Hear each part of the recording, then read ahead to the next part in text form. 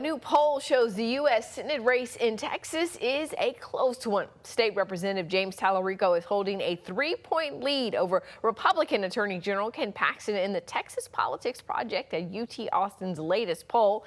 Dr. James Henson is the executive director of that group. He's joining us to talk about the results. Thanks so much for your time. Great to be with you, Ashley. You know, we have this down to a science. My first question is always the same. Tell us the methodology, how you did the poll, when you did it. Yeah, we talked to 1,200 registered voters between August 3rd and the 15th, so just about 2 weeks ago now. And we balanced this, weighted the sample to be demographically representative of the electorate and collected the data using YouGov via the internet. All right, let's get right into it. The Senate race. That's the one everyone's talking about. You have the Democrat leading this race in Texas. This is pretty significant. Yeah, you and I have talked a lot over a while, and we don't say that very much. Talarico with a 3-point lead over Ken Paxton, 42-39. As I've said to you many times, we can't call one poll a prediction, but if we step back and look at our poll is one of about 5 nonpartisan polls that have been released in the last month or so. Talarico is led in 4 of those 5, usually with a narrow lead, pretty close to her within the margin of error. So this is a very close race, and again, with a lot of people that still haven't decided. Probably the most telling number in that race is that 14% say they still haven't thought about it enough to have an opinion, and that's as both campaigns start ramping up their spending and their campaign efforts. Yeah, we know that Labor Day is generally when that really starts to happen, but very significant, that 14%. We also asked voters about the governor's race, and in that matchup, Governor Greg Abbott has a strong lead, I would say, over State Representative Gina Hinojosa, right?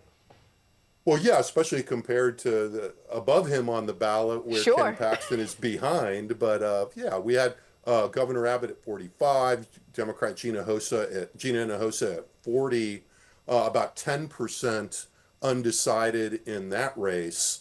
That race, on one hand, as you say, looks fairly comfortable for the governor and looks a little more familiar in that he's ahead.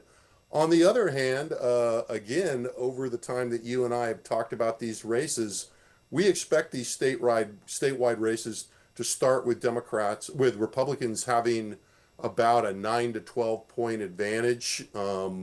So 5 is a little less than Republicans are used to. And we saw a 5 to 7 point lead in most of these other statewide races. A good position for Republicans to be in, but still closer than they're used to. Yeah, obviously one of the issues that I think is really driving some voters, especially rural voters right now, is the data centers, right? And folks in the poll say they don't want them. Yeah, I mean, we asked about data centers for the second time. We asked in our June poll, we asked again in August, and the numbers had moved remarkably little. In this poll, when we asked people, do you support or oppose the construction of a data center in your community? And that really localizes it for people. 30% said that they would support it, but 57% said they wouldn't. And I think, to your point about what an intense issue this has been for the people opposing it, 41% said they strongly opposed it. Republicans slightly more in favor than opposed. Democrats heavily against, independents more against than supportive. I have to ask you one last question, though I am running out of time. My producer is literally in my ear. But one of the things that I thought was so interesting about this poll was that you have Talarico in the lead, but your polling finds that the majority of Texans, or more Texans than not, don't favor the Democratic Party well right now. They have an unfavorable view, right? Talk to us about that.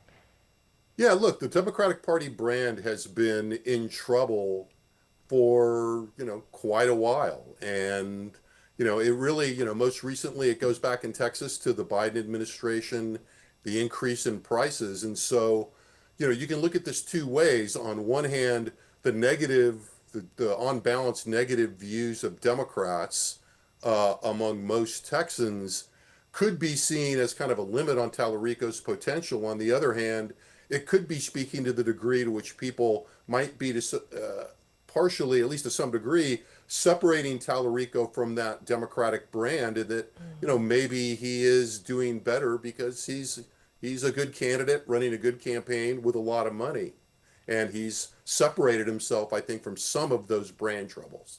Yeah. Now, once all the advertising starts, it'll get harder. Yeah, for sure. And it's about to get hard as we inch closer to Labor Day. Dr. James Henson, Executive Director of the Texas Politics Project, we thank you so much for your time.